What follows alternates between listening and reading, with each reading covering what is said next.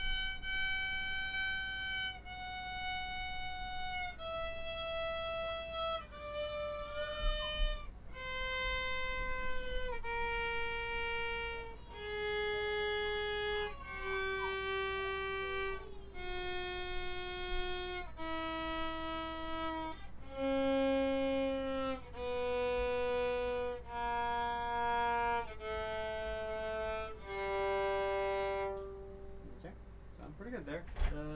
Any observations? I think the initial shift was a little flat. Okay, good observation there. As I was writing down here, it did sound like the last notes were pretty short for long tones, so just fuller, longer long tones there. Let's see, let's go ahead and let's do slower two.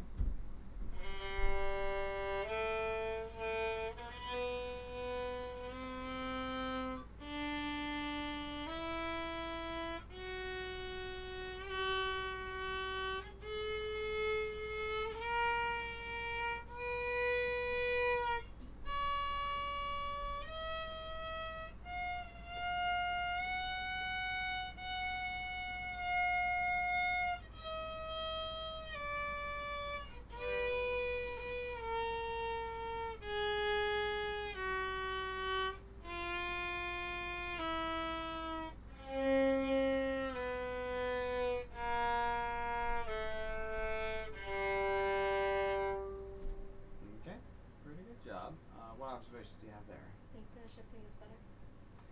It was actually flat again there, so maybe better than the first time. I wasn't able to focus on it because I was writing down notes there. Both thumbs need to curve more, just to prevent the hitchhiker thumb and just to help maintain a good bow hold there.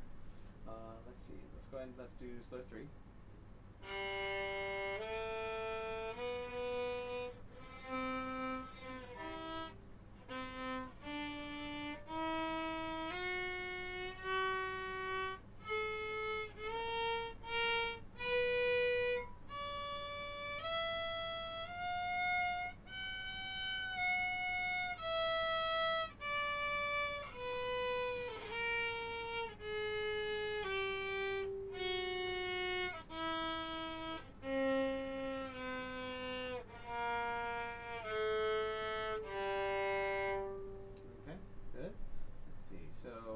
What observations do you have there?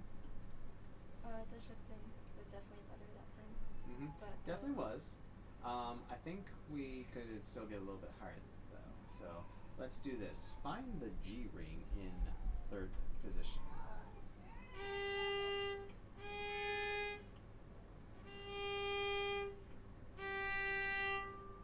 There we go. Okay, just take a moment to memorize what that feels like. And maybe, how about this? Play the G, then shift back to first position. Mm-hmm. Good. All right, now let's play the F sharp in first position, then shift up to that G. Okay, pretty good. We got the ring there. So with that shift, because it's the half step between F sharp and G, try to listen for that half step sound, or a song like Jaws that you can associate with that. Okay, let's see. Slur 3 was what we just did, right? Yeah. Slur 4 now.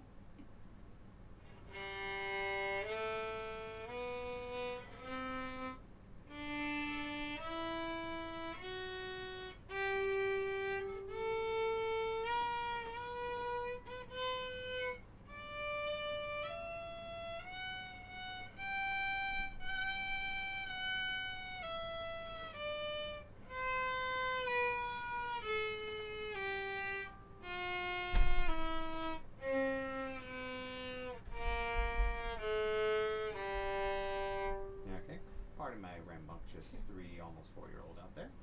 So you must have jumped off her bed. But that aside, that was a really good shift right there. That was like a perfect ring. So great job with that. Any other observations? The finger spread coming down could have, yeah. Yeah, so a couple of those whole steps getting a little too big, so just watch out for that. Let's see. Let's go ahead and let's do our improvisation.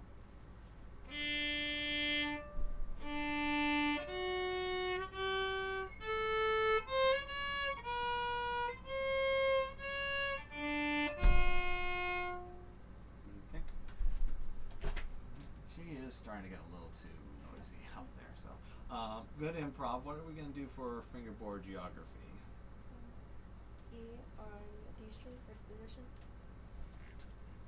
That was E on the D string? Yeah. Oh, okay. So probably better write this down. So first, okay. Alright, so let's go ahead and let's find a good ring.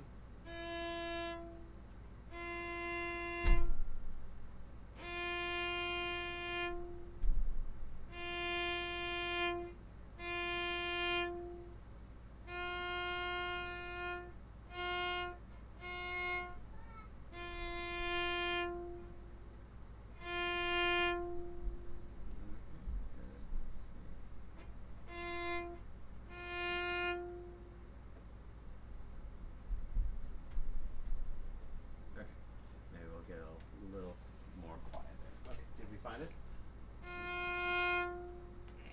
That looks pretty high there, like an F natural range.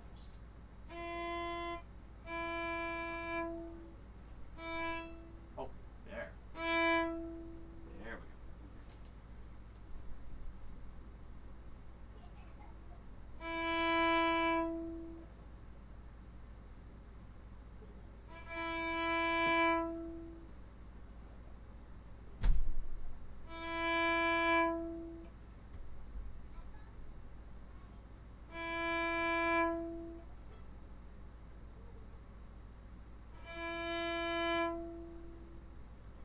Okay. How many out of 5 do you think you got? I think 2. 2? Okay. I thought I was hearing a little bit more. Let's go where we'll settle in the middle, 3 out of 5. So. Okay, good. Now, the Christmas waltz is the one you wanted to do, right? Yeah. So this is the Christmas dreaming. Okay. And then we would need to make a cello part for that. But this is the violin part for the Christmas Oh. waltz. Okay, I thought you were. Okay, so we still haven't decided between the two? Yeah. But Okay. I'm like leaning towards the Christmas waltz, but I think if we like I don't know, maybe if we bring it down an octave. I'm not really sure. Okay. We could definitely do that. You really want to bring the waltz down an octave? Oh, it was this one I wanted to bring down. But Oh. I think this one is fine. Okay. Alright, so that one is good in this range. And this is one that you may do, you're thinking? Maybe, yeah. It's a bit Okay. shorter. But if we do the Christmas waltz, I think we should cut it down a little bit because it's kind of long.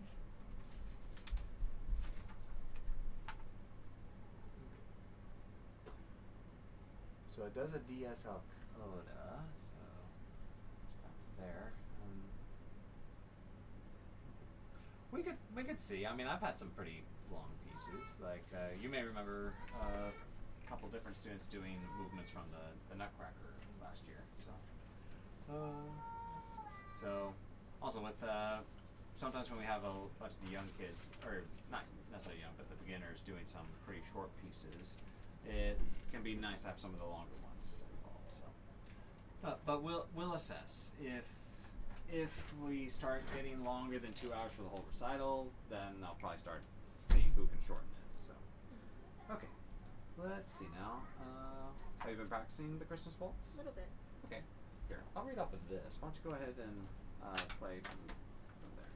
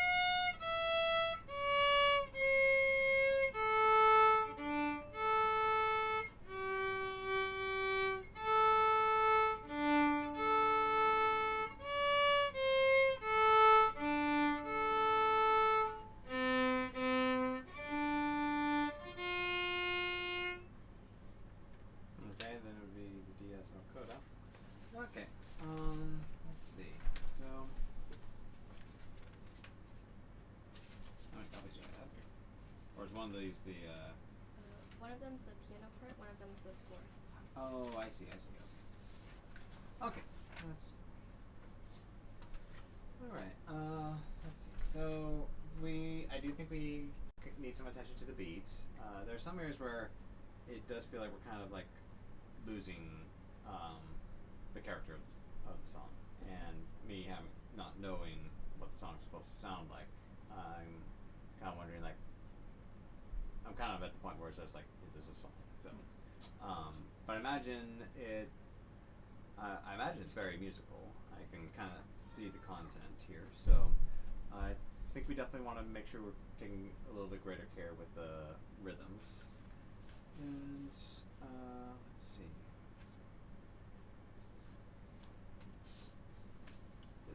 Is this a song with words? Yes. Okay, so you don't have to sing it for me, but do you feel comfortable enough with this that you could sing it? Not really. I've only heard it a few times. Okay, so you like the melody though? Yeah. Okay. Okay, so we definitely have some room to develop this. It does look like at this speed, it could be a nice piece with some very singing song-like quality, especially we could really make the violin sing out with this. So I'm going to start right here.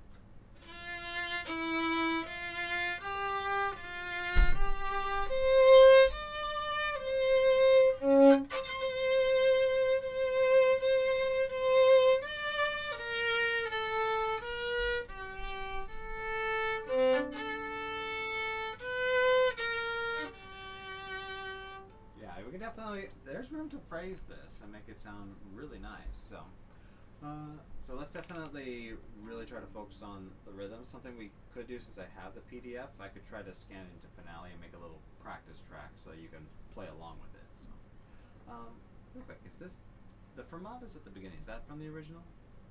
Yes. Okay. Is it almost like a build up, like of some singing? Okay. All right. Let's see some technical things with this.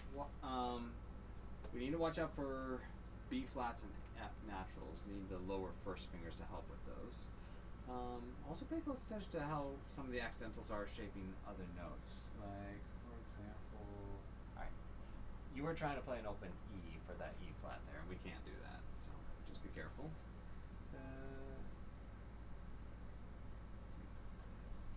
This song has a lot of octave jumps with the C here, so that could be something that could benefit from a third position. So let's see.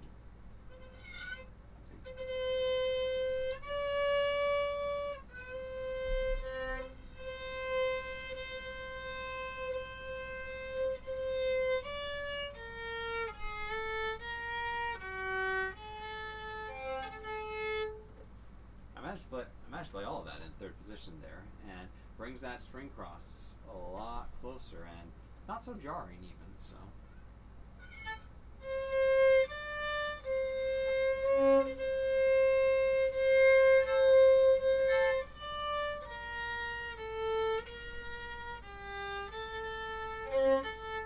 Here too even. So I would encourage you really try to find areas where you could explore fourth position. Maybe if you're getting a little tired of some of these little first fingers, that could also be a spot to do some fourth position work. So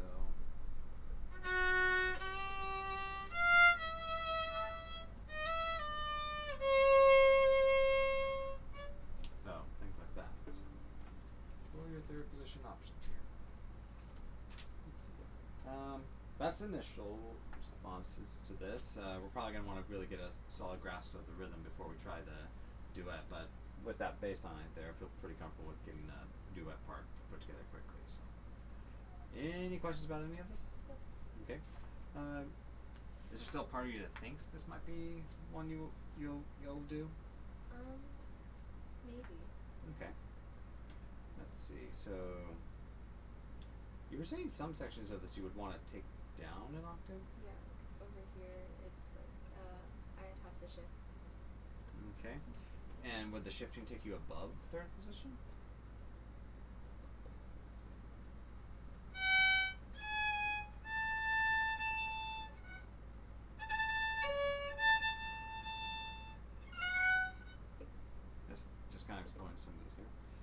it looks like these. I mean, you're already practicing third position.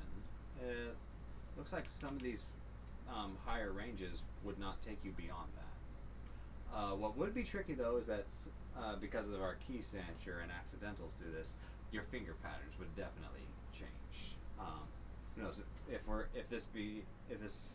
maybe if you changed your mind and want to do this song, I probably would introduce you to the G minor scale, which has a lot of the changing finger patterns, which could probably pay off with learning this one. So, but honestly, I don't see a reason to change the octaves on this. I probably would just help, and you may actually find that some of these ranges with those changing finger patterns would be easier in the third position than in the first. So, okay, but so looks like you're still kind of trying to decide between the two. I don't think anybody else is requesting either of these two songs, so I think you're pretty safe to still try give them both a try. Any questions about this? Like, maybe is there a third position spot you would want a little help with? Not right now. I think I want to focus on this one. Okay, so we'll do that then. Alright, here, may I'll just put that over there. Okay, well, let's see what we can do now for 2 Grenadiers.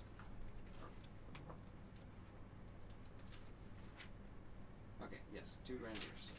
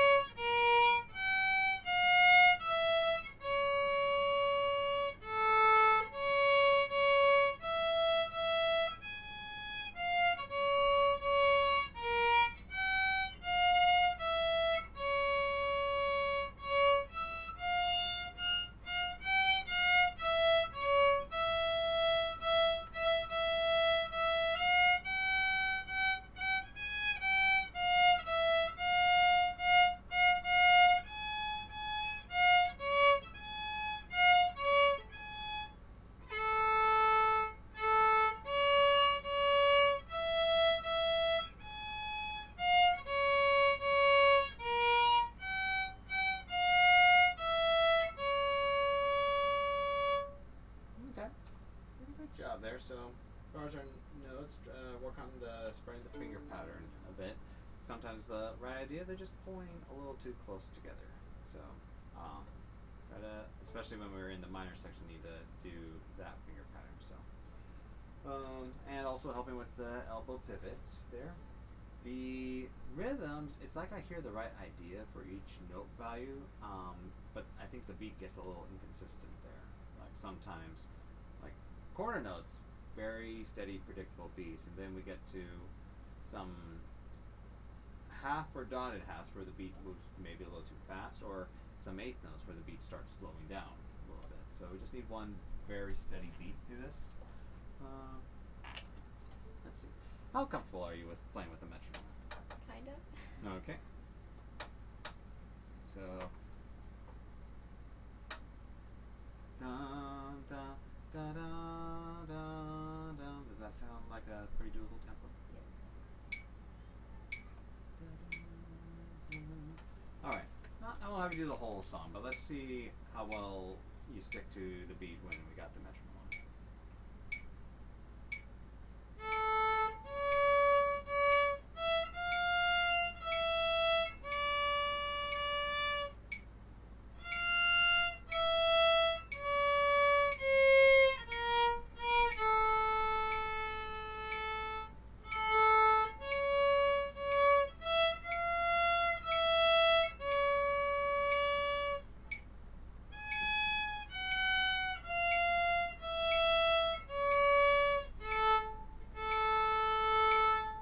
Being modest when you say kind of. That was like a huge improvement right there. Okay?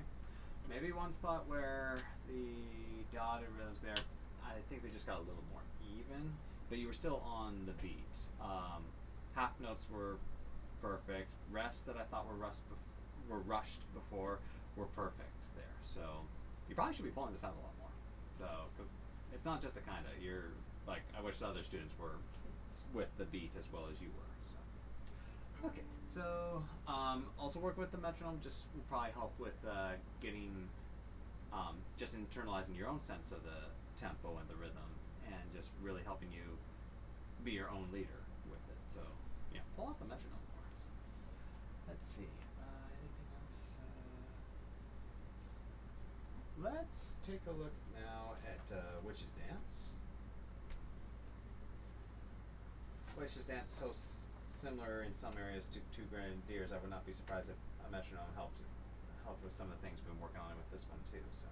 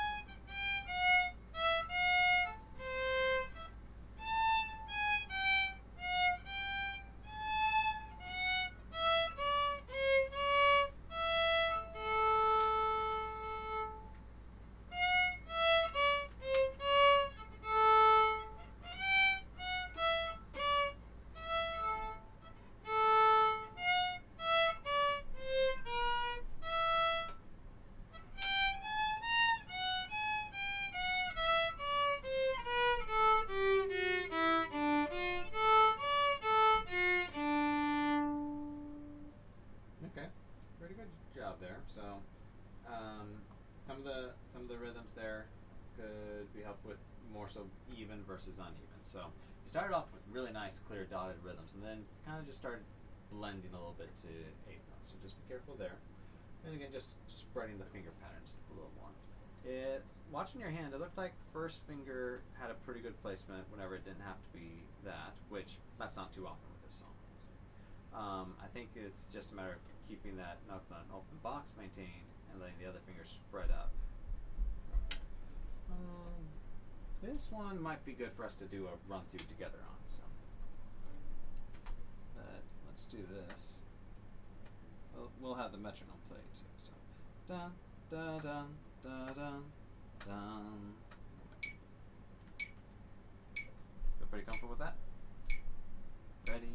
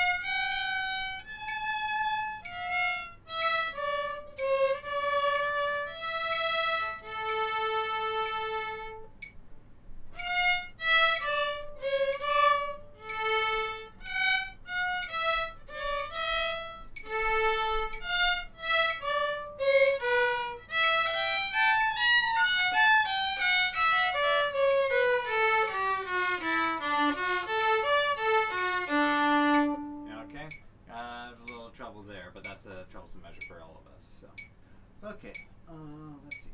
Thank you. All right. Tuning wise, not too bad. Maybe just some slight adjustments through most of the song.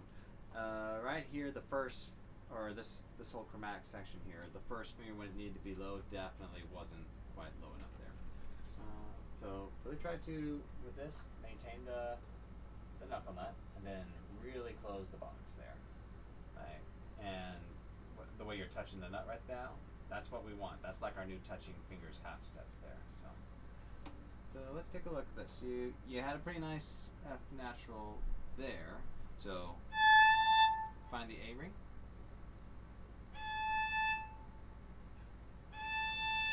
There. And now keep that A ring there. And let's sing.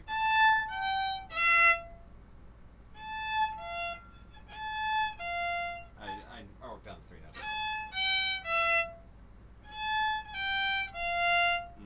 You can really train your hands for this finger pattern by feeling for the touching half step, finding the ring, and then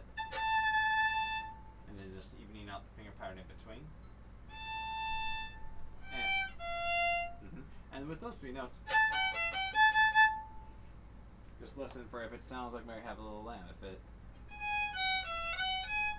not quite Mary there. So okay, so let me read that. Yeah, definitely watch out for the F natural here.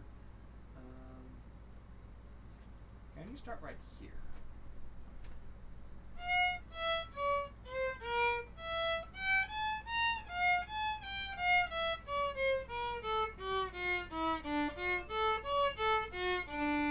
Okay, good. It seems like as far as this transition here, the big thing is the 16th note needs to be shorter. So you're probably like well, I was about to say probably anticipated another note of the dollar rhythm, but no, that wouldn't be the 16th note there. That actually fits with everything else going on. But it's a note in between 2 rhythms and it's getting a little longer. So try to turn it up. Focus on just measure 30, or let's have you start right here and just these 2 measures. Just play that much and really focus on the shorter 16th. Okay, good job with the rhythms. Just watch out. B, not D right there. Let's try it together.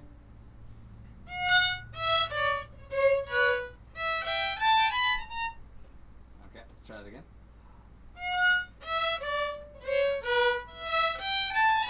Another thing that's probably a little hesitant here, this is the one spot you're not doing the bowing or the slur. You're breaking up the slur. Your turn. Right there. You're doing an up bow. That needs to be another down bow there. So you might have a habit ingrained there. So let's really try to help break that. Go ahead.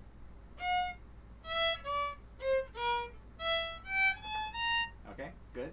Probably just a little hesitant, just like getting that down bow in, but yeah, that was really good there. Okay, let's see. Let's now take a look at Mignon. Let's see. So,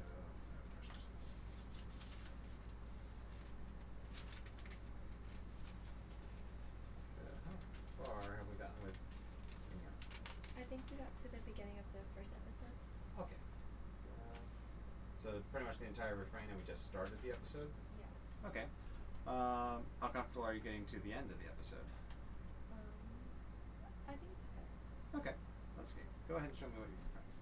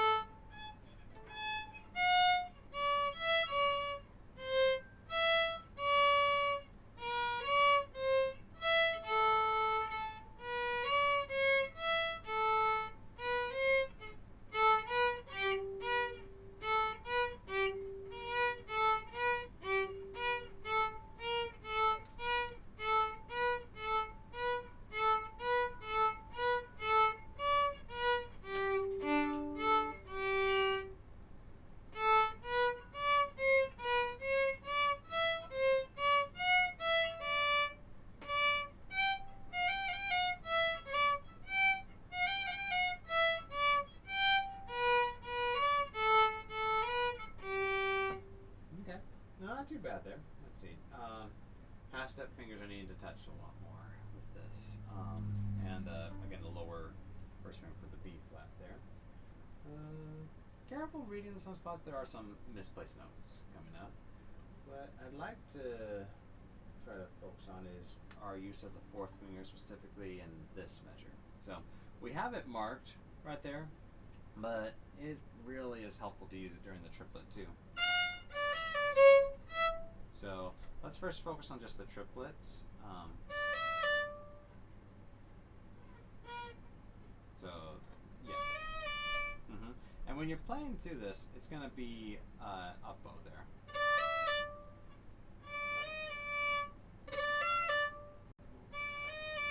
Okay, we'll want to get that fourth finger higher. Right now it's coming up as like E flat.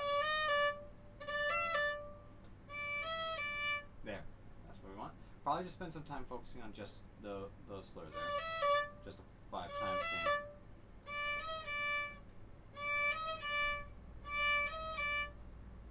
And just to solidify the bowing, every time you practice that, making an up bow.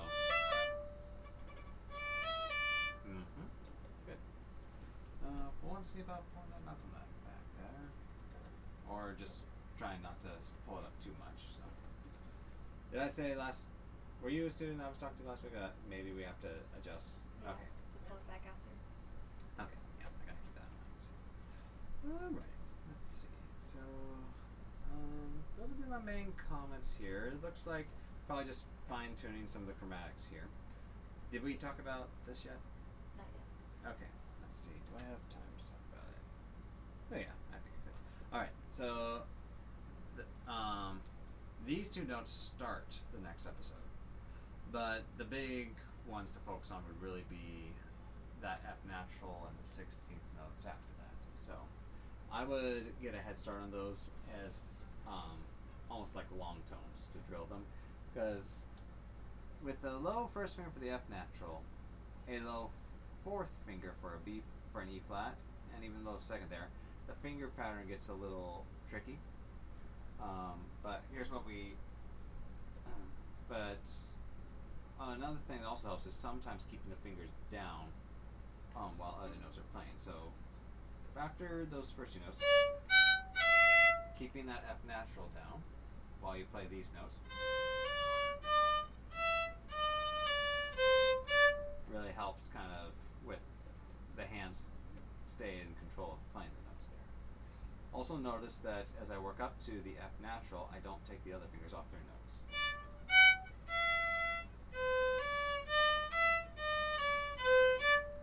So that's kind of what we're working with there. See if you can like just mainly from the F, almost practice these as like long tones.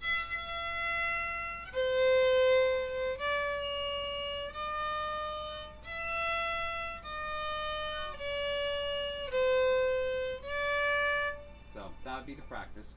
We're gonna have to go ahead and just wrap it up there though. So I'll just write long tone drill.